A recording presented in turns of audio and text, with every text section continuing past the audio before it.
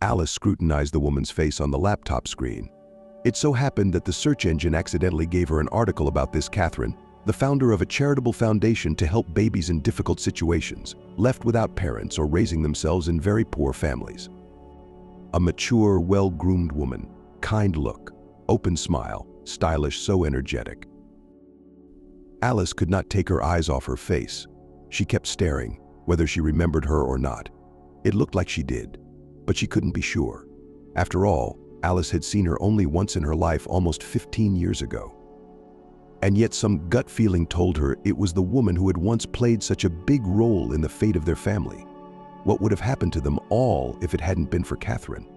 Or was it not her after all? Alice once again looked at the article. It talked about Catherine's life. She was quite happy now, as she had finally found her true calling. The woman helps children and considers it her life's work. Catherine even took in 3 babies from the orphanage. The kind that everyone refused. There were health and behavioral problems, but now they were well-adjusted teenagers. 2 girls and a boy. They posed for pictures with their foster mom. Beautiful, dressed up, smiling. And just 10 years ago, no one would have given them a chance. Catherine proved by her own example that the impossible is possible. The main thing is love, faith in children, a willingness to work long and hard. Not everyone is capable of this. Of course, Catherine is rich. Her husband is a big businessman, owner of a famous chain of gas stations. And she's accomplished a lot herself. For many years, she worked as a stockbroker and managed to make a fortune. In an interview, Catherine admitted that she used to consider career as the main thing in her life, and money was not even the main motivator. No, Catherine grew up in a fairly wealthy family and never knew the need. It's just that her work fascinated her, thrilled her, completely inspired her, was a kind of interesting game to which the woman gave herself completely, and then everything changed. Catherine was then already about 40. She started thinking about having kids. That's when it became clear that it wasn't that simple.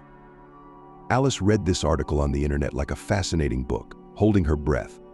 According to everything, it appeared that the guardian angel and savior of their family just is this very Catherine. Everything was coming together with surprising accuracy. Alice pulled herself away from the screen, leaned back in her chair, and sighed heavily. The memories, they were punishing her in slow waves. Heavy memories of the past. She had been on the verge of despair then. Alice couldn't cope with the hardships heaped upon her. It seemed that nothing more good was ahead of her. The darkness, the poverty of survival. Alice, then still very young and inexperienced, did not want to wake up in the morning because what good could another day bring her? A terrible condition. She had never experienced anything like it before or since. Alice hadn't had a very good life. She was born into a very poor family. Her mother worked as a janitor, her father worked wherever he could. Both of them were uneducated people, finished 9 grades and did not go anywhere to study further. Then somehow they met and started living together. As far as Alice knew, her parents were not even married. The 3 of them lived in an old wooden building on the outskirts of town, in a former barrack. The family had a small apartment there, or rather they rented it with their corner. Alice's father and mother never got one. Both were quite satisfied with such a life. If one of the spouses managed to earn more, arranged a holiday with drinking, cheerful neighbors, dancing, talking until morning, and sometimes fights. Alice on such days bought cheap sweets from the nearest store, stale gingerbread, chocolates with nuts, soda in tin cans. The little girl felt almost happy, but the truth is, fear always came afterward. Having drunkenly visited parents, many of them instilled fear in Alice. Sometimes she even did not sleep for nights on end, listening to the sounds in the kitchen. Up to a time, the girl believed that everyone lived like her. Alice did not go to kindergarten. Since those years, she stayed home alone while her parents worked or went for a walk somewhere. She even liked it. She could play wherever she wanted and make as much noise as she wanted. No one reprimanded her or calmed her down. Alice had a lot of friends in the yard. The girl knew them from birth. These were the children of those very neighbors with whom her parents were so closely communicated. These boys and girls grew up just like Alice herself. The neighborhood was so dysfunctional, everyone lived like that. And then it was time to go to school. And it was there that Alice realized how different her own life was from the lives of many other children. Her classmates had beautiful new briefcases and clean clothes. They brought beautiful toys to school, discussed computer games and trips to the sea. Alice, it was like she was in another world. The children at first tried to stay away from Alice. An unkempt girl in a scarlet dress with a golden orange over-the-shoulder briefcase, inherited from someone in the neighborhood. The little girl was very out of the general mass, and Alice herself was in no hurry to get close to her classmates, who were like aliens to her. But Alice looked closely at these girls and boys. She understood a lot of things in this life, looking at them, and tried very hard to fit into this alien, but so attractive world. Alice learned to keep her things in her workplace in order. Around her small desk, chaos could reign. There were empty bottles, some rags, garbage, but the desk itself was perfectly clean. The girl began to ask her parents for new things, albeit cheap, but from the store, not from someone else's shoulder. Sometimes she even managed to persuade her parents to buy. And Alice also tried very hard to study well. True, with this was trouble. The girl often crammed all the rules from the textbook and memorized formulas, but still made mistakes in words and examples. And physics and chemistry remained for her incomprehensible subjects. Alice was upset, but she did not give up. She crammed, studied and studied. Teachers saw it and praised her for her diligence. Even grades hard-working Alice overestimated, encouraged as they could. But Alice knew that she would not make a scientist out of her, and so would like to become an economist or lawyer, to work in the office, to walk in a beautiful blouse and a narrow skirt, and be sure to wear high-heeled shoes.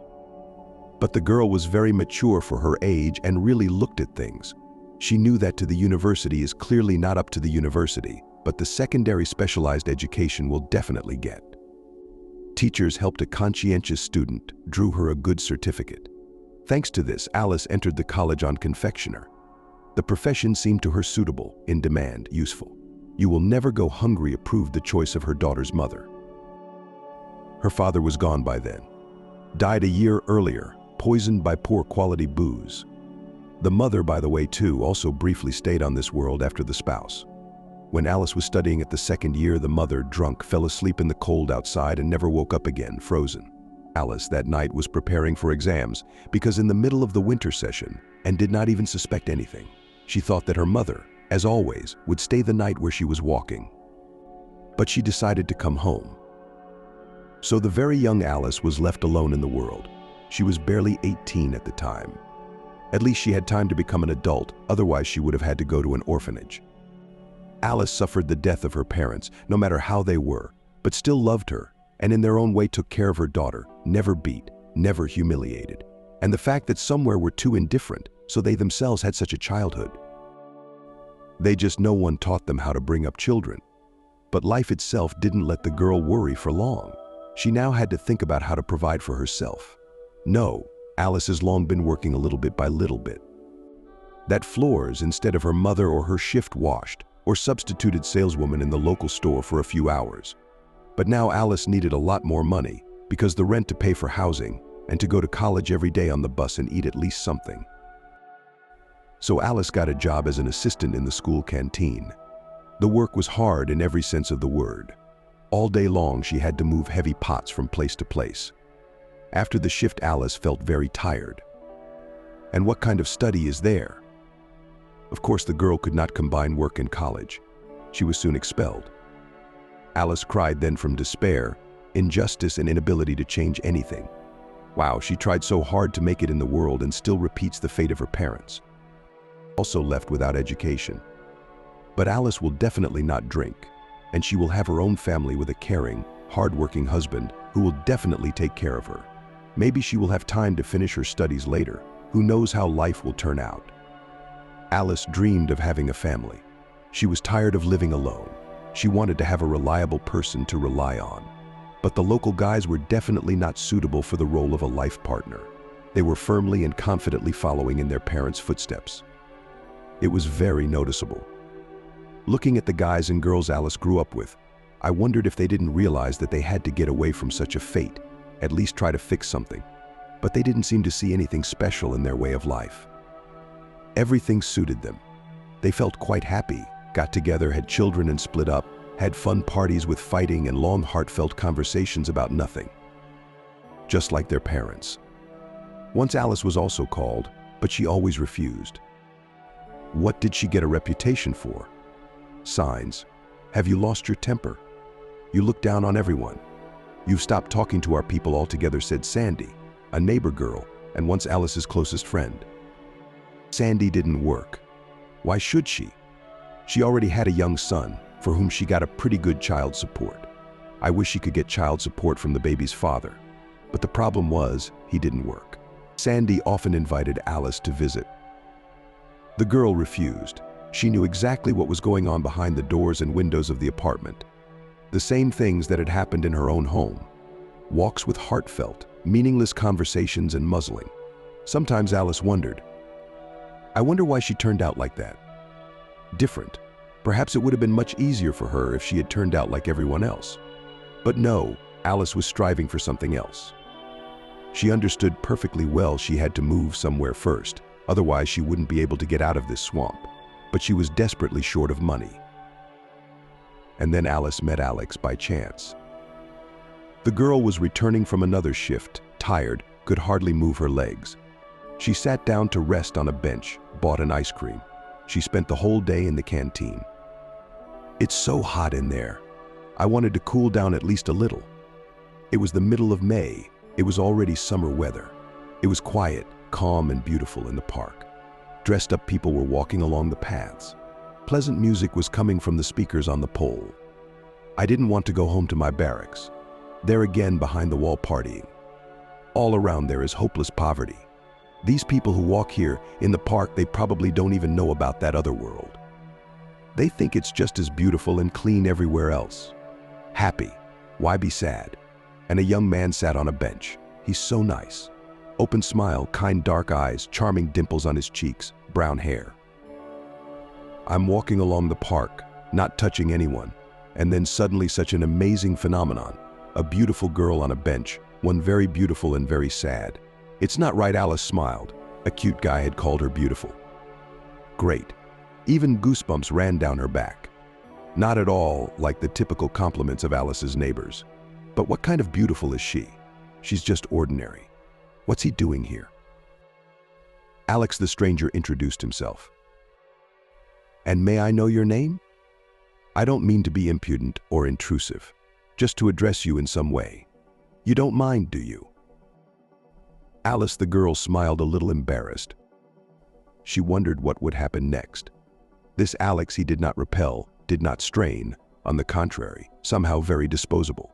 His smile was warm, kind, sincere.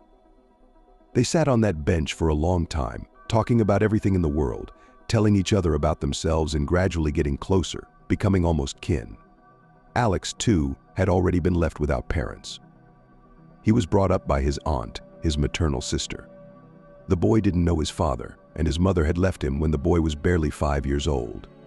A young woman's heart failed her, so little Alex ended up at his aunt's house, and she was not too happy about the extra mouth. She didn't kick him out of the house, but she could not surround her nephew with love and care.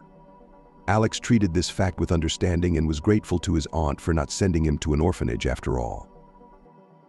Some kind of kinship, but kin, reasoned the guy, everything is better than among strangers, to grow up. I guess so, Alice shook her head. Perhaps Alexia was right, but still some too indifferent and aloof was his aunt. Her, Alice's mother and father loved her in their own way, took care of their daughter as best they could. And Alex, it turns out, did not know parental affection and love at all. After the 9th grade, Alex entered the technical school and began to study to be a welder, but never finished his studies because he had to work. Feeding an 18-year-old boy, the aunt was not going to. I raised you to adulthood. I've done my duty, this strict woman said on her nephew's birthday. Now be good. Start your own life. It's time for you to move out. So the guy had to hurriedly finish the driver's course and get a job at the base of the factory. Alice even aghast when she heard this. How similar to her own story. She couldn't finish her studies either. That was the reason why she had to support herself.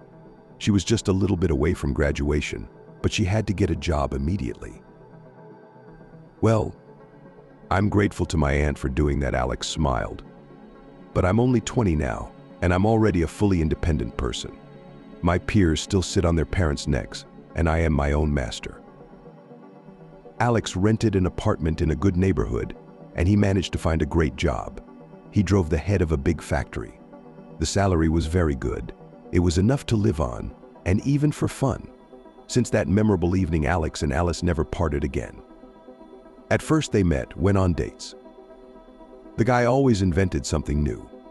That they walked around the old city center, looking at unusual buildings, that in a cafe sat establishments, the existence of which the girl did not even suspect, or something else.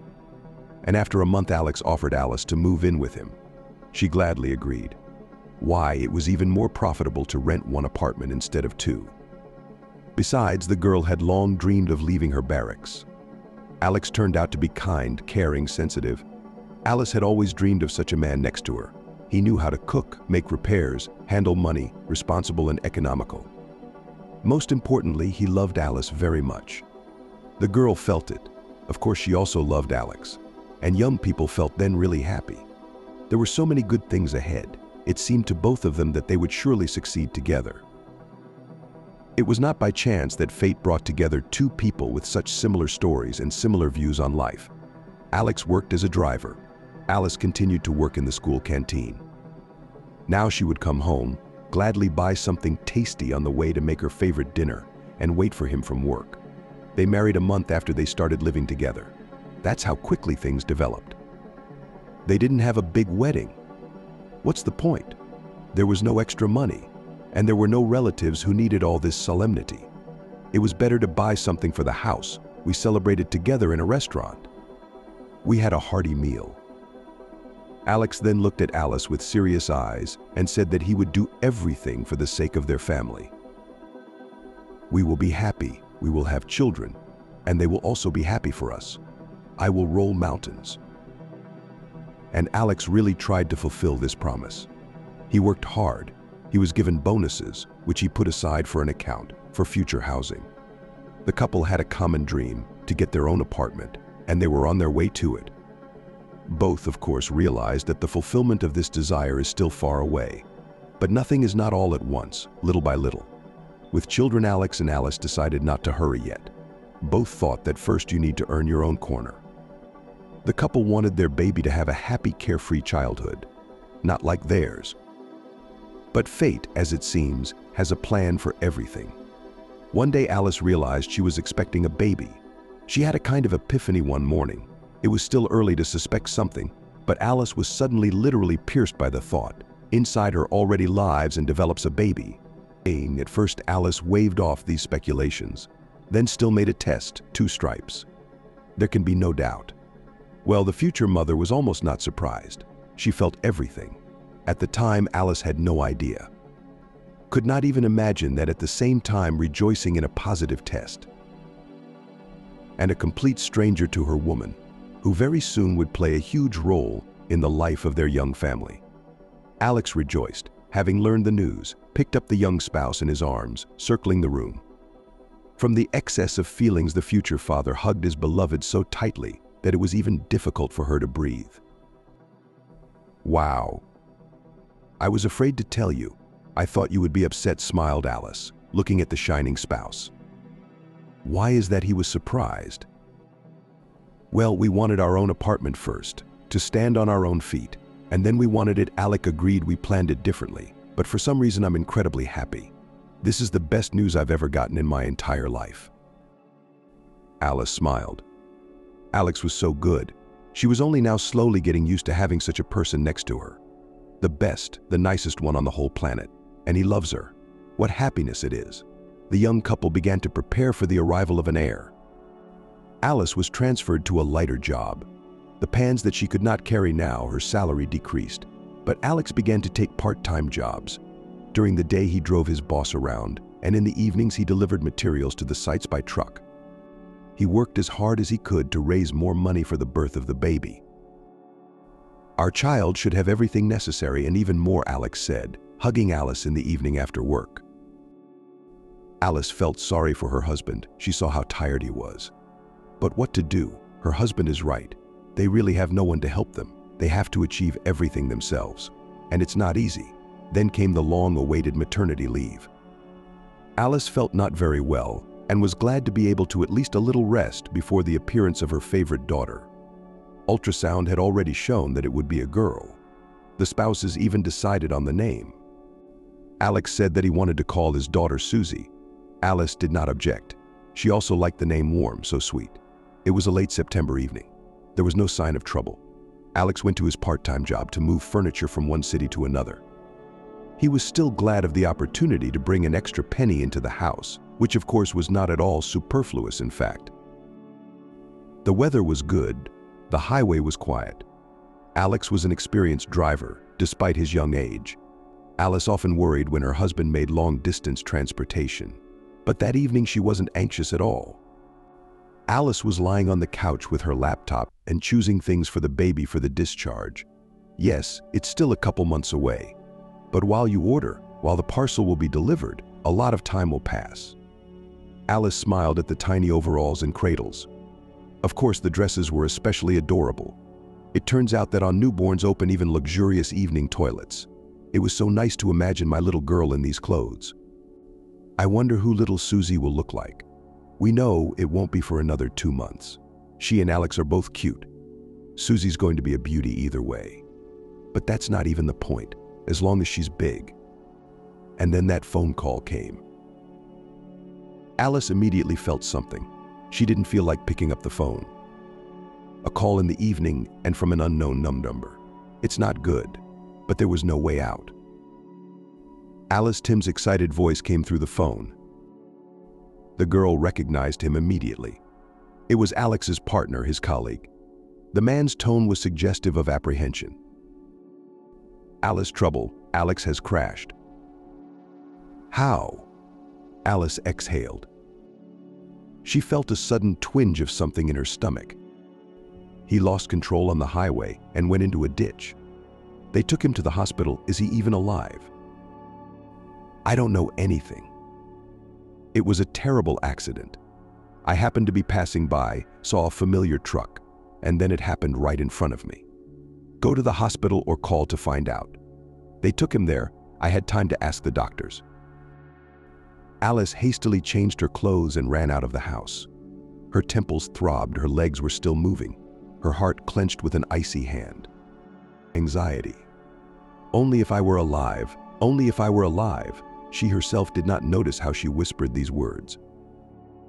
Without thinking about safety, Alice stopped a hitchhiker. There was a guy behind the wheel. He looked anxiously at the pregnant young woman with terror-crazed eyes. Do you need help? He asked. Is it time to go to the hospital? No. To the hospital, Alice asked for a ride. Yes, of course. The young man didn't ask any unnecessary questions, and he didn't take any money for the ride either. It was obvious that the guy sympathized and empathized with the passenger, but he didn't want to pry into her soul. However, he asked her a couple of times if she needed help. Alice said no. How could this young man help her? The young man drove her to the hospital gate, wished her good luck and left. Alice rushed to the registrar's office to find out where her husband was and what was wrong with him. She had to run for a long time between the buildings of the big hospital. No one knew anything. She was kicked from one department to another like a soccer ball.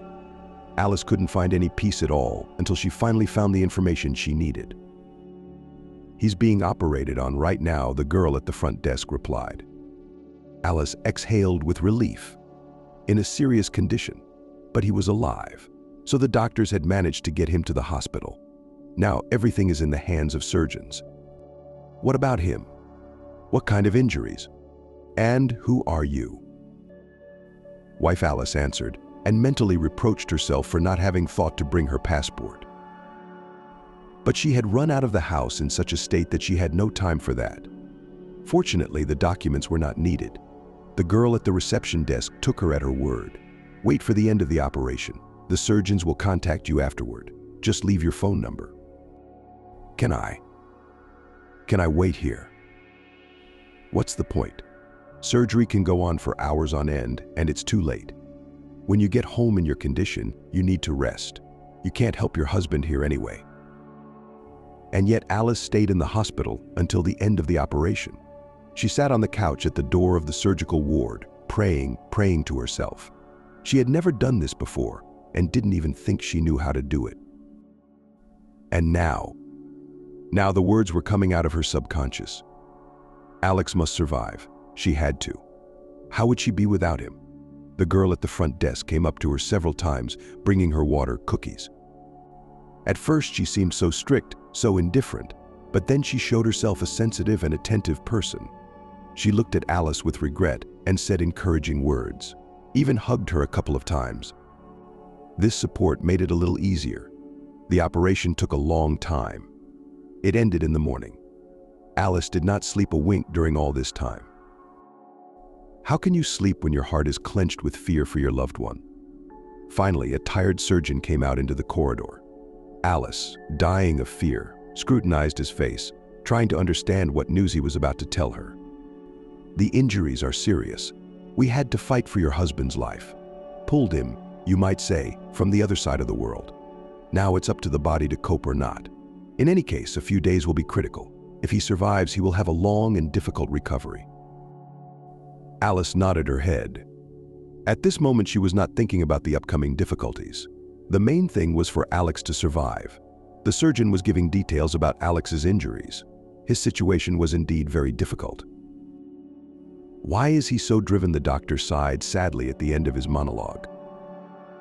He was so strong, handsome, strong. Now, at best he will become an invalid, and that is if he survives. Young people, do not think with your head. Alice sighed. She couldn't explain to this man in 2 words that Alex had worked hard for their child. He worked several shifts, grabbed any job. So he'd driven himself to the brink. I'm sure Alex lost his guard on the highway because he was tired. That's why he flew into that ditch. Alice went out on the porch of the hospital. It was light out. She called a cab. Good thing she hadn't forgotten her cell phone at home, though she could have in her condition. Then the phone vibrated again. Who would be calling this early? The man Alex worked for last night. I know what happened, he said. I understand your husband is in the hospital. He's alive, I'm told, which is good. But you have to understand. My truck is beyond repair. The furniture's ruined too. Your husband is contractually liable, so please reimburse me for this amount. Let it not be at once. Let it be in installments. Yes, of course, Alice said into the receiver and pressed reset. Only now she thought of other problems. Money. Alex was the main earner in their family. He paid the rent and bought groceries. Alice's earnings were barely enough not to starve to death. Everything else was on Alex's strong and so reliable shoulders. And now what? Catastrophe. Where to get money for food and rent. And you're probably going to need medicine too. Alex has to be treated, rehabilitated. Where are we going to get the money? The debt must be a fortune. A truck, furniture. What about them? They don't even have anything to sell. And Susie's about to be born. Tears spurted from Alice's voice. She sank helplessly to the steps of the hospital porch. And then, immediately her stomach was pierced by a searing pain so sharp that Alice's eyes even went black. Then it seemed to let go, but after a moment everything repeated again. Alice wrapped her arms around her stomach and collapsed on the porch. The pain came in waves. Alice couldn't think about Alex anymore, or the money problems their family was facing. Everything became unimportant, as long as this hellish pain went away. Alice called for help with all her might. People in white coats on a gurney, the bright light of the lamp in the operating room. Alice was asked some questions. She answered, sometimes in an offhand manner. And then someone put a mask on her face and asked her to count from 10 to 1. Alice concentrated and started counting. Soon there was blissful darkness and calmness came. Alice felt that she was floating in something soft and gentle. Most importantly, the excruciating pain was gone. No thoughts, worries, fears. Only silence and peace. Alice was even a little upset when she opened her eyes and found herself in a bright hospital room. Her mouth was terribly dry. Her tongue felt like it was glued to her palate. Unpleasant sensations. Alice was lying under an IV. Some wires were attached to her chest. The girl felt a strange lightness in her whole body. She grabbed her stomach. There was no stomach. How was this possible? Alice had a cold sweat on her forehead from fear and anxiety. "Hello, anyone?" Alice shouted with all her might, but her voice sounded quiet, barely audible. True, the patient was noticed. At her call, a woman in a white coat, either a doctor or a nurse, entered the room. "Where is my baby?" Alice asked the question, on the answer to which depended her whole life. She had never been so scared before. "Your baby girl is in the room for premature babies. She's alive," the hospital employee hurried to reassure the patient. "You went into premature labor on nervous grounds. It's good that you were in the hospital at the time. They were quick to help." "Is she alive?" Alice clarified again. "Yes, she's alive. Good girl, strong, but she needs to be raised in a cuvette. Premature, after all. I've seen a lot of babies like that. This one will be fine. No, she needs rehab, of course, not without it. But the baby is not critical, don't worry." Alice nodded her head gratefully. The main thing was that Susie was alive. The young mother immediately believed the words of the woman in the white coat. Her daughter was really going to be all right. Ironically, the woman who would later save Alice and Alexei also had a baby born that day, and also premature. But unlike Alice, she had heard a very different prognosis from the doctors. Her baby was given no chance. Can I see my daughter?" "That's for later. Right now, you're too weak yourself. You've lost a lot of blood. And anyway, we all know what happened to your husband. Of course, you're nervous that you gave birth prematurely.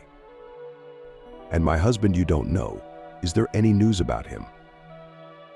"I know he's alive. He's in intensive care now. Nothing else." And anxious days flowed, filled with fear for her daughter and husband, injections, pills, painful procedures. Alice felt her strength returning to her. It was good because she would need her strength. Now she will have on her hands a disabled husband and a newborn daughter requiring intensive care. After all, no one canceled the money problem. Will Alice be able to cope with all this alone? The nursing staff, knowing the story of the young mom, tried to support her in any way they could. They told her every day about Alex's condition. The man had already been moved out of intensive care. He even began to move his arms to speak and learn to sit up. But walking was much worse. All indications were that Alex would never get out of his wheelchair. Susie. Things were really good. She was growing, getting stronger, and, most importantly, gaining weight. Alice was walked to her daughter on the third day after the baby girl was born. Susie lay in her ditch, so small, so defenseless. Her tiny body was tangled with wires. And yet against her own, the little girl looked the strongest. Nearby were babies born much earlier than they should have been. Susie still spent 7 months in her mother's womb. Soon Alice was discharged from the hospital, but the woman still came here every day to visit Susie and Alex and to check on their condition with the doctors. Alex is a brave man. It hurt to see her young and once strong husband in a wheelchair, but he assured me he would soon recover and get back to work with renewed vigor. Because no more idleness. Alex looked at Susie's pictures with a snowy smile. He wished he could get back on his feet soon and see his daughter, he dreamed. I'll carry her on my shoulders through the park, learn to braid her pigtails. Alice smiled sadly. Judging by what the attending doctor had told her, Alex was unlikely to get up. There was a chance, but rehabilitation required a lot of money. Where would they get the money? Thanks to the doctors, they helped to quickly formalize Alex's disability, which meant social payments and at least some free medical services. Only all this is not enough, negligible for full recovery of the lay. And then the owner of the truck called every day and demanded money. The woman even had to go to work. Now she washed the entrances in the mornings and evenings. No matter what, it was money. She had plenty of time for now. Susie was in the hospital. Another month or so passed, and then Alex was released from the hospital. He came home in a wheelchair. It was good that they had ramps in their entrance, but there was enough inconvenience. Yes, it was hard for Alex to get used to his new reality. But he was not discouraged and supported Alice and looked for a job. He thoroughly studied the internet in search of earnings for people who cannot walk. There were very few vacancies, and finally Susie was discharged. The joy of the young parents was unprecedented, despite the seemingly hopeless situation. Alex quickly learned all the manipulations: bathing, feeding, and changing diapers. Seeing that the young father was doing quite well, Alice decided to go out to work. "We don't have enough money, and you can still cope with the baby at home. I'll go back to the canteen. There is no other way out." Alex had to agree. I could personally see that it was very hard on him to be the main breadwinner for so long and now to sit on his wife's neck. But the young family really had no way out. They had to pay for housing, food, pay off their debts. The money that Alex had been saving for the future housing for a couple of years had gone at a cosmic speed. Some of it went to medicine, some to pay off the cost of the truck. It was a difficult time. Alyssa was at work 24 hours a day. She worked double shifts. Alex did the best he could at home. Susie grew up sickly, the effects of prematurity. She needed medicines, expensive vitamins, endless consultations and examinations of specialists. Alice was very tired. Alex, too, looked like a lemon. He took part-time jobs, earned pennies, but he could not sit idle either. Susie was completely on him. Only the head of the family thought it wasn't enough. And still the money was woefully inadequate. Even a stroller for Susie was not on what to buy, and it was very necessary at least to take the girl to the clinic. One evening Alice was coming home from work. Already her back and legs ached from fatigue. Heavy thoughts were born in her head. This was not how Alice imagined family life. In her dreams she saw herself strolling through the park with a stroller in which lay a smart baby. Alice often saw off such young mothers. They walk calm, peaceful, happy, and do not even realize how lucky they are. Lucky that they can walk freely with their babies and devote all their time to them. And there's Susie, she doesn't even have a stroller. Suddenly Alice's attention was attracted by a woman walking towards her with a stroller, a lovely stroller in a fashionable coffee color. Comfortable maneuverability, clearly a very expensive and high-quality thing. Alice had seen them in children's stores. They cost a fortune. Alice habitually escorted the woman with a glance. Something stranger attracted her, so stylish, well-groomed. Aged, of course, but now many people give birth to their first child, especially for the rich. It's fashionable. But why is this woman so sad? Maybe something happened in her life? Something terrible must have happened to her. There's no other way to explain that look in her eyes. After all, she seems to be doing well, so beautiful, rolling an expensive stroller in front of her. In it probably lies a baby dressed in brand-name clothes. The woman rolled the stroller to the parking lot with garbage cans. The garbage hadn't been picked up in a long time. There was a sort of spontaneous dumping ground. Alice thought that perhaps the woman would throw away the bag of garbage and move on. But the stranger did otherwise. She sighed, rocked the stroller a few times, and walked away. With a quick step, this woman walked behind the house, somewhere far away, and the stroller remained in place. Alice couldn't believe her eyes, hurried to the garbage cans. The first thing she did was look in the stroller. There was no one there. Alice exhaled. She had already decided that some crazy person had thrown the baby into the trash. Such cases are sometimes described on the internet, but the stroller, fortunately, was empty. Why would a stranger leave it here? Dumped it? Probably. People sometimes leave good things near the trash for people in need to pick up. So this woman, her baby, must have grown up by now. So she got rid of a stroller she didn't need. Yes, that was the most reasonable explanation. But Alice tried not to rejoice just yet. What if the woman came back now? What if she'd just left the stroller here while she went to run errands or pick up the baby? Strange choice. A place, sure, but not much of a place. Half an hour passed. The woman still hadn't shown up. Alice had been guarding the stroller the whole time, because, well, what if someone else took it? Such a thing does not stand near garbage cans. They need the stroller for Susie. They need it. In the end, Alice was sure that the mistress did not need the stroller, and with a calm soul rolled it to her house. Alex, having seen the stroller, even whistled with surprise. That's how our Susie has transportation. An elite vehicle. I'm surprised myself, smiled Alice. The woman right in front of my eyes left it on the trash and left. I waited for a long time in case she came back. But no, she didn't. It's strange. It's such a beautiful stroller, obviously expensive. I could have sold it. I'd make a lot of money. It's in perfect condition, like new. Strange indeed, as good as new, agreed Alice. It must have been used very carefully, or not used at all. Alex shook his head, examining the tires carefully. But come on. They, the rich, do not understand. Leshka volunteered to wash the stroller himself. That's why he found the letter. A sheet of paper folded in half was in the side pocket of the stroller. It was a whole message. "Come here," Alex called to his wife. She was playing with Susie at that moment. "This, I just can't believe it." Read it. The guy handed the sheet to his wife. "Where did you get this?" "It was in the stroller." "I don't know how to react to this. It's a terrific letter." Alice took the sheet of paper from her husband's hands and began to read. Beautiful, almost polygraphic handwriting, easy syllable. It was clearly written by a very literate person. And the meaning? Yes, Alex is right. It's a really unbelievable story. "Hello, people who found this letter," that's how the message began. "If you're reading this, it means the stroller has finally met its little master or mistress. That's just wonderful. My name is Catherine. I decided to leave the stroller exactly near the garbage cans so that it would go to needy people with a baby who have no money at all for children's transportation. May the stroller last a long time and help you raise your child. No doubt you are low-income people, even perhaps living on the edge of poverty. Different situations can happen. Why am I so sure of this?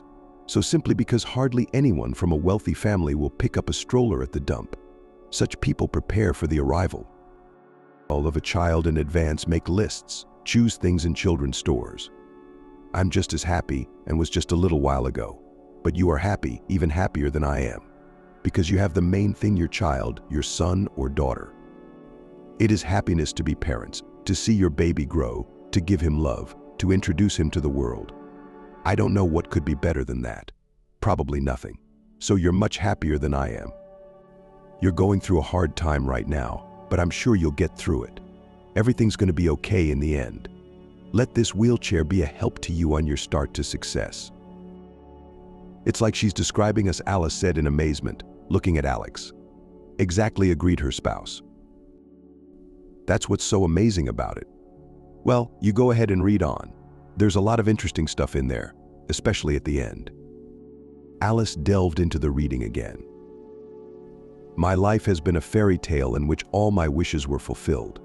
Since childhood, I have never been denied anything. My father is a successful businessman. My mother a successful financier. I was the only granddaughter of my mom and dad's grandparents. You can imagine how they spoiled me, how much love, care, and attention I received. They invested a lot in me, and I knew that the moment would come and I would pass it all on to my children. I dreamed of a big family since I was little, and in games with my girlfriends I always took on the role of a mother with many children. Since childhood I heard from everyone that I will be a great mother when the time comes. So I grew up with that thought. And then I grew up. It turned out that life is very colorful, diverse, interesting. We traveled a lot with my parents for trips, with friends. It's something completely different. In general, I had a happy student life. I had time to live abroad and different corners of the planet to visit. What adventures I did not get into. As they say, it will be something to remember in my old age. It was a very cheerful period of my life, bright, full of events. And then I got interested in playing on the stock exchange. Somehow it happened that I became a successful broker, although I never aspired to it. I thought I would get married and have children, as I dreamed. Someday I would start a family. But I didn't. Work took me over completely. The excitement, the success, the recognition of reputable financiers. I was invited to conduct seminars in large business centers. Big business owners listened to my words. All this made my head spin. I did not notice how my priorities changed. Of course, sometimes I thought about the fact that it was time to get married and become a mom. Time is running out. But on the one hand, I was still young.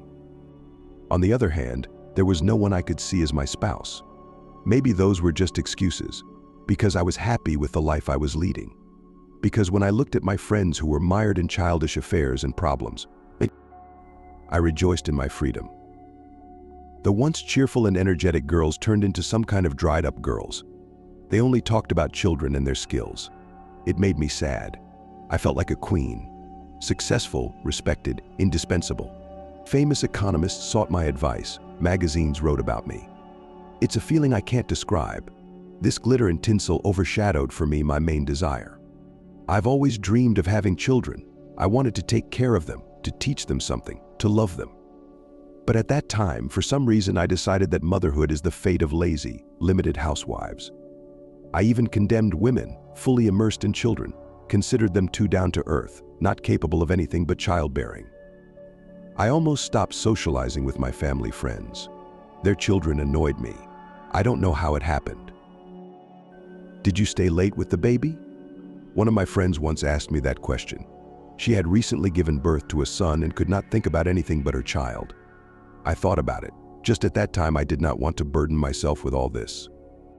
After all, it is so great not to depend on anyone, to be free and easy. I wanted to go to the sea, flew with friends. I wanted to go to the club or shopping. I wanted a new novel started and plunged headlong into a beautiful relationship. It seemed to me that I still had time to become a mother sometime in the future, after many years. For now, my life was bright and exciting as it was. And then somehow I got bored with it all. Work, risks, superficial novels, clubs, drinking, dancing, even traveling. I wanted family warmth, a reliable man beside me. I guess the time had come. True, I was already 35 at the time. I remembered my old dream of becoming a mother of many children. Now I looked at my married friends not with contempt and regret, but almost with envy. I too wanted it all. Husband, children, family. Then also came the realization that work and recognition will not replace the warmth of relatives. Even tears came to my eyes at these thoughts. I grew up, I guess. And that's when I met William. A chance meeting at a cafe where we both had breakfast before work. We had what they call a spark. We looked at each other at first. Then he came up to me. "Girl, I keep looking at you and I can't take my eyes off you. You're incredibly beautiful, and your eyes have such amazing eyes. I can see underneath that you are a very kind, caring person." It was nice to receive such an exquisite compliment, especially from someone you liked at first sight. But I hastened to disappoint him. Somehow I didn't feel like hiding anything from this man. "And you're not a very good judge of character. You don't know me at all, and you thought I was kind and good. And that's not true at all." "You don't seem to know yourself very well," William smiled. "I'm a good judge of character and I'm never wrong. You'll find that out." Then we got to talking. William interested me at once. He was so intelligent, so perceptive, and, most importantly, he looked at me with admiration and tenderness. That's how our relationship began. 6 months later, we celebrated a lavish wedding. He turned out to be the owner of a small dairy. What won me over most of all in him was his sense of humor, and a caring mother, of course. He made me feel like a woman in the full sense of the word. It turns out that it is very pleasant when you are cared for, when you are protected. Of course, we did not put off the question of heirs, as both of us were already at the age when it is time to become parents. It turned out that he dreams of a large family, as I once did with William. That childhood dream of mine came alive again. I realized that more than anything in the world I want to become a mother, and as soon as possible. That's when I realized it wasn't that simple. I couldn't get pregnant. For the first time in my life, I couldn't get what I wanted. William told me not to worry. He told me about people he knew who hadn't become parents right away. But it didn't make me feel any better. I snapped at my husband, even though I loved him very much. He patiently endured all my tantrums. I still don't understand where he got so much strength. After a while, we went to the doctors. At first, they couldn't make a diagnosis for a long time.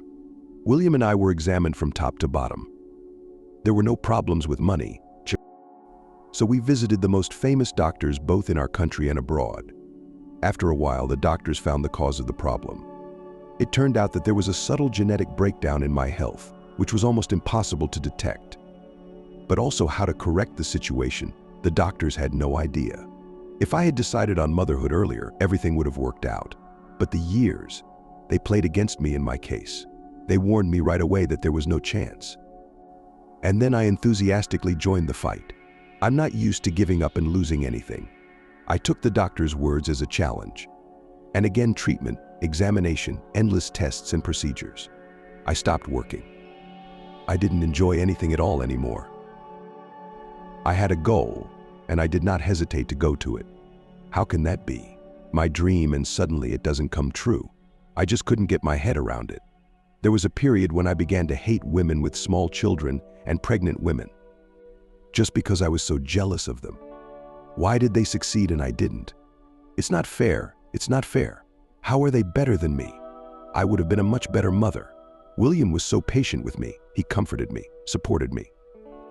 My husband repeated many times that he only dreamed of one thing, that I would come back the same, cheerful, kind, cheerful.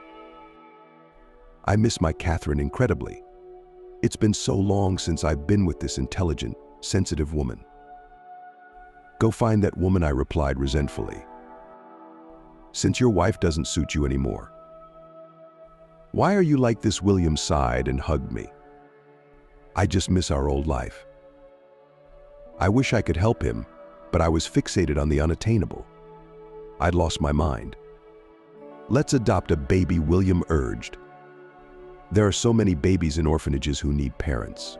They've been betrayed from birth, abandoned and forsaken.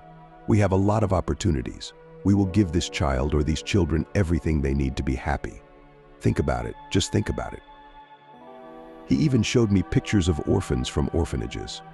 Big eyes and babies touching, defenseless, so much in need of loving and not indifferent adults nearby. But I didn't want to hear anything.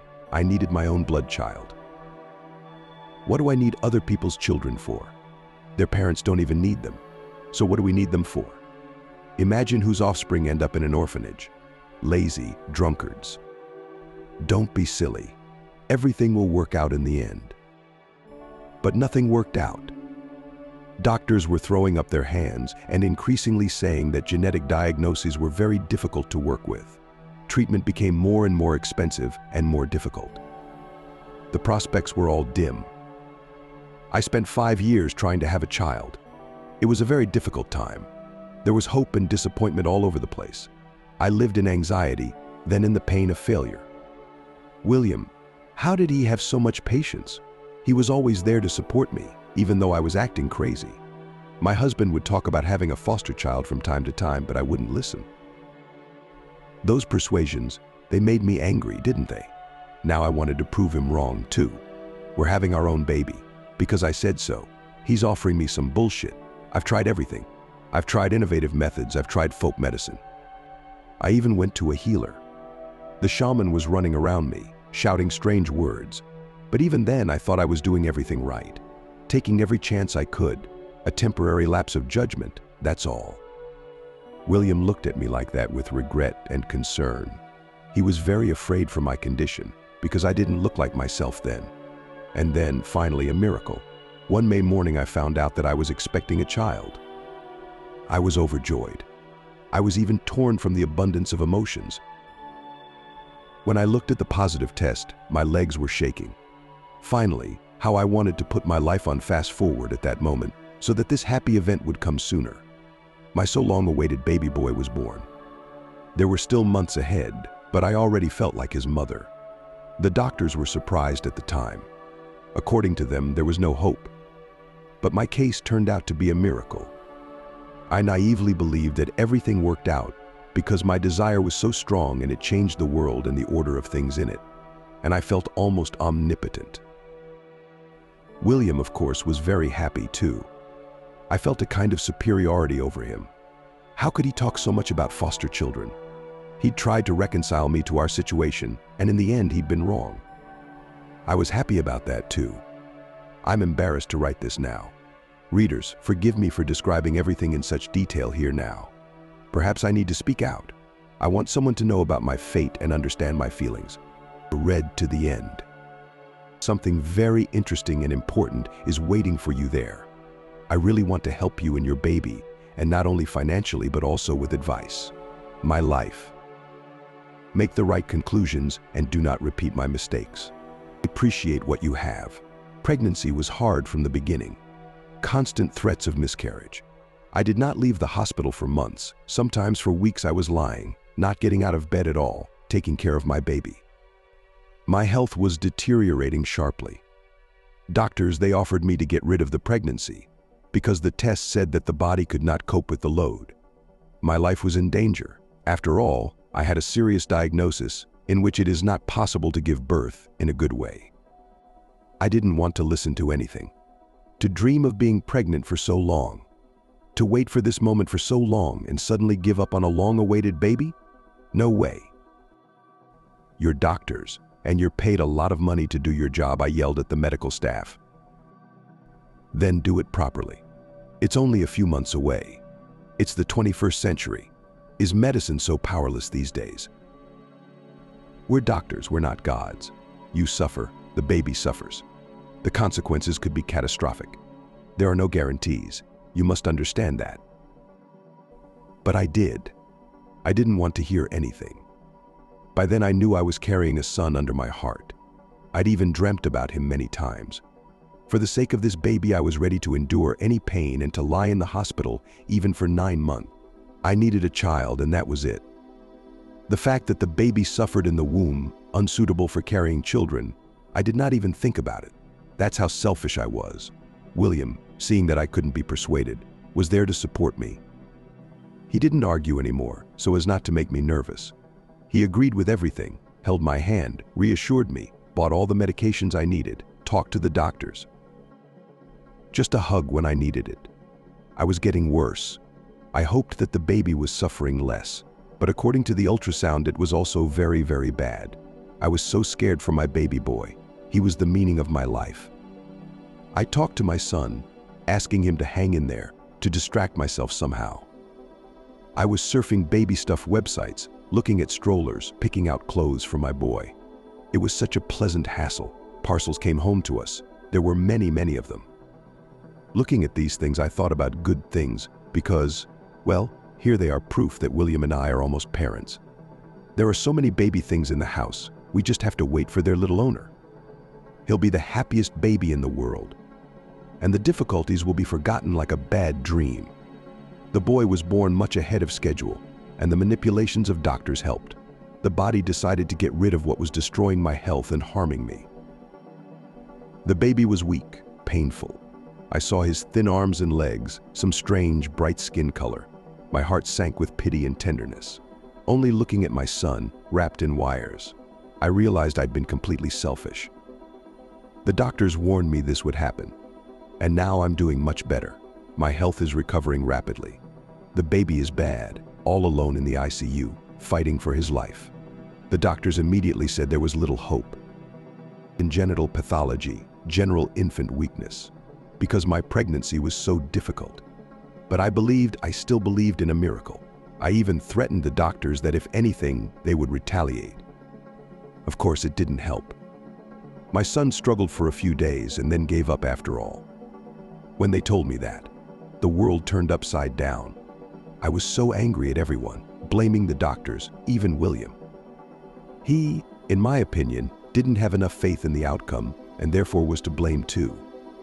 It got to the point where William put me in a clinic, a padded room, attentive staff, talks with a therapist, peace, quiet medication. I began to slowly come to my senses, to rethink and realize things. I realized what was selfish, fixated on their desires, realized how badly behaved towards William. I thought about the future. At that time, I didn't know what I was going to do, but I realized that I should direct my energy not to anger and hatred, but to creation. That's when the conversation with my husband came back to my mind. William is right. There are so many underprivileged children in the world. You have to help them. You have to support them. If you don't have a child of your own, it doesn't mean that there is no one to give your undying love and care to. I returned home a different person. William was the most excited about it. He said he missed the old Catherine so much, and now she was back with him. It was very sweet. The tragedies that had happened to us reminded me of the things I had bought in myriad ways: clothes, toys, furniture. William put them away in a separate room, a a kind of warehouse or museum. It was still very painful to look at them. Thrown away, I said to my husband. Why, he wondered. Maybe we should give them to the needy. William was right, as always.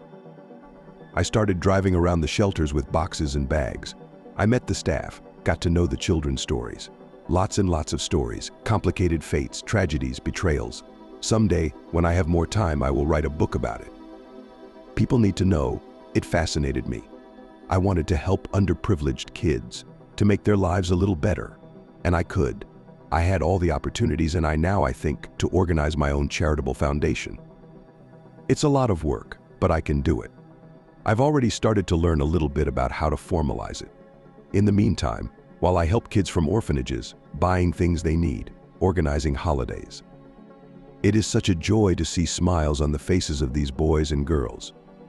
Some time past, I thought I had given away all the things I bought for my son, but one day I came across this stroller. I remembered how carefully I chose it, studying the features, looking closely at the appearance. I wanted my son to be comfortable and good in it, but unfortunately he never had time to try it out. The stroller was stored in the basement, so William and I had forgotten about it.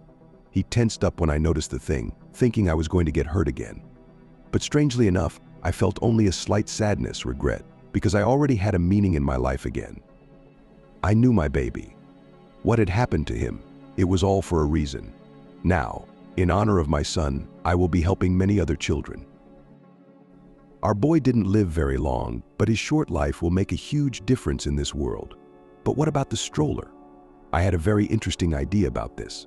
Children's homes, with whom children have a hard life, everyone knows about it. It is often talked about, but at least they are provided for, always fed and clothed. They lack parental love and care. At the same time, they are financially well provided for. But there is another category of children. Their parents earn pennies and cannot buy them even the most essential things. How many such families do we have? Usually no one helps them.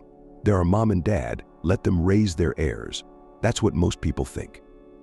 But there are different situations. Not only lazy and irresponsible people get into difficult situations. I decided to leave this stroller where it will definitely be found by people who are in dire need of it. Usually good things that are no longer needed are left near the garbage. That's what I did with the stroller. Thank you for reading this story to the end. I hope my letter eventually found the right recipient. I believe it did. You must be desperate right now.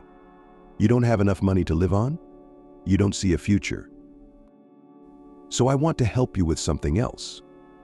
Not far from the dumpsters where you found the stroller, there's an unfinished store building, an abandoned lot. I left something else under the porch there for you. I hope it will help you get your life together and raise your baby to be a decent human being. Good luck with everything, Catherine. Alice set the sheet aside in confusion and looked at Alex. Do you think this is all true? You mean about something waiting for us under the porch of the unfinished building? About that too. And the whole thing in general. I don't know what to think, Alex shrugged. But we'll definitely look under the porch and right now. I don't feel like waiting until morning. The young parents put their daughter to bed. They waited until she was sweetly asleep in her crib and went outside. They were not worried about their daughter. They knew that she now sleeps at least 4 in a row, and they do not need so much time. It's not far. We could do it in 20 minutes. This is the place, Alex said, dashing up to the porch of the unfinished store in his wheelchair. He bent down and started fumbling under the porch with his hands. Alice was standing next to him and was afraid of something. She looked around, wondering if this was some kind of prank or worse. What if they were being set up? What if right now someone was watching them from around the corner? Look, Alex exclaimed, pulling out a small package. It was wrapped in cellophane. The guy immediately tore the wrapping and whistled in surprise. Alice looked at what he was holding out to her. It was a thick wad of bills of much, much money. Alice even pinched her hand to make sure it wasn't a dream. There was a fortune here. Maybe it wasn't real? The girl doubted. No, it seems to be real. Alex scrutinized the bills. So, everything in this letter is true from the first to the last word. Unbelievable. Alice still couldn't believe that strangers had saved their family from imminent disaster. But that's how it turned out in the end. The money was enough to rehabilitate Alex. The young man was quickly put back on his feet in a paid medical center. Now he could work again. It's true what they say: if you want to make a person happy, first take something away from him and then give it back. Alex was happy. He could walk at last. True, it took a long time to learn it. Not everything worked out at once. Dad and daughter took their first steps together. One from the moment of birth, the other after the accident. Also, the young had enough to buy their own apartment. A small 2-bedroom in not the most prestigious area of the city, but its own cozy native loved. With what pleasure the young made repairs in their nest and furnished it. Yes, the money found under the porch was enough to settle in the new place. Alex was working again, so the family was no longer poor. Alice was able to sit out her maternity leave with Susie. Now she didn't have to work from dawn to dusk in the canteen. What a blessing it is to see your child grow up, to introduce him to the world, to devote time to the baby without thinking about how to survive.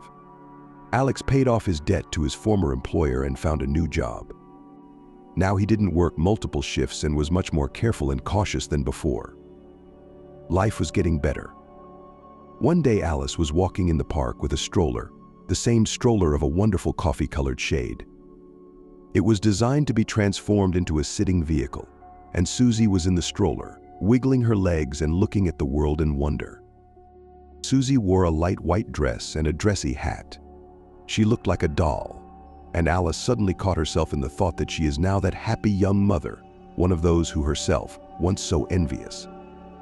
And it was all thanks to Catherine, a woman who survived tragedy but managed to overcome herself and find her true calling. I guess now Catherine is helping other orphans and poor children. It is wonderful that there are such people in the world. Years passed. Alex and Alice worked, raised Susie. They weren't poor anymore, just an ordinary middle-class family. Even managed to get away to the seaside once in a while. All thanks to the occasional help from complete strangers.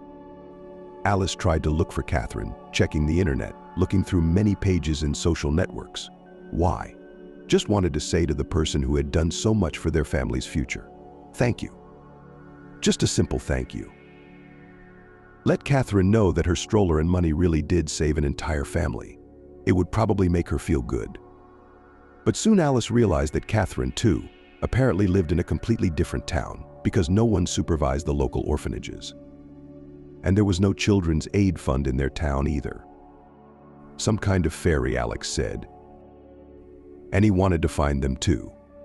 The savior came out of nowhere at a difficult moment and immediately disappeared without a trace. Mysticism, our guardian angel, no other way. The years passed. Susie grew up, turned into a pretty girl. Susie's studies were always excellent. Her parents were proud of their daughter and very much hoped that she, unlike them, will definitely manage to get a good education. Both set Susie on the university. Yes, the girl herself was not against it. Since the 3rd grade, she dreamed of becoming a teacher. Of course, Susie knew the story of the stroller. Her parents told her daughter about it when she was about 5 years old. Alice every day remembered the woman who left an expensive new stroller near the trash. Her face, it was clearly etched in Alice's memory. And Catherine, who she had just read an article about. This was the amazing fairy who had helped their family out of poverty.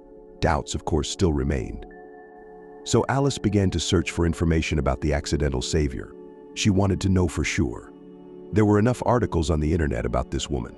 Her foundation was doing a great job. 1,000 children had received a tremendous amount of support over the years. Catherine did not just help children, she attracted to this cause from the powerful world of this famous actors, businessmen. All of them participated. Catherine has repeatedly emphasized in her interviews that alone would not have coped for anything. The world is not without good people smiling, she said to the journalist. There are far more kind than indifferent and callous. I know that for a fact now. Catherine looked happy, full of energy, satisfied with life. Her eyes, glowing with some special light, had nothing in common with the world-darkened eyes of the woman Alice remembered. It was understandable.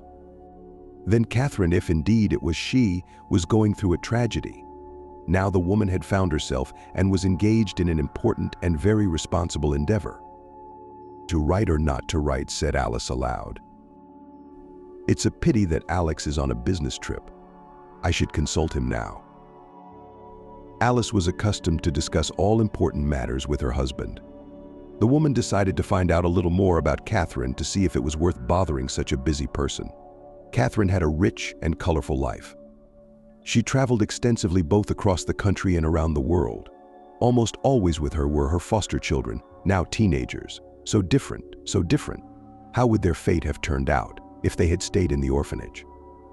And then, Alice came across an article that destroyed all her doubts, because this interview was about her too, about Alice. It was a long article with many pictures. Catherine answered the questions thoroughly, without skimming the details. "How did it all start?" the journalist asked. "How did you decide that your calling was to help underprivileged children?" "As I said earlier, it all started after William and I lost our son. A long-awaited line child. We had been preparing for his arrival. We had so many things left over. I thought that these toys and diapers, swaddles could serve someone. Our son is gone, but we can't let this stuff go to waste. We delivered bags and boxes to shelters. It's so logical to give unwanted children's things to orphanages. They'll always be useful there. Then, when I thought I had already gotten rid of all the things, I saw the very stroller that I had so carefully chosen for my child. It was painful, I'll admit it. But I had already learned by that time to cope with my emotions and decided that I should help some needy family, people who had a baby. But there was no money for new things for the baby. I had to find a special family. Any family would not suit me. To do this, I even traveled to neighboring towns, looking. I thought I was abnormal myself, but still I continued this strange occupation. Perhaps the tragedy then clouded my judgment. Either way, I have no regrets. Then one day I saw a sad girl. There was so much anxiety in her eyes. Visually, it was noticeable how the fragile shoulders of the girl were pressed with a heavy weight of problems. She was walking through the park next to a guy who was mobile and in a wheelchair.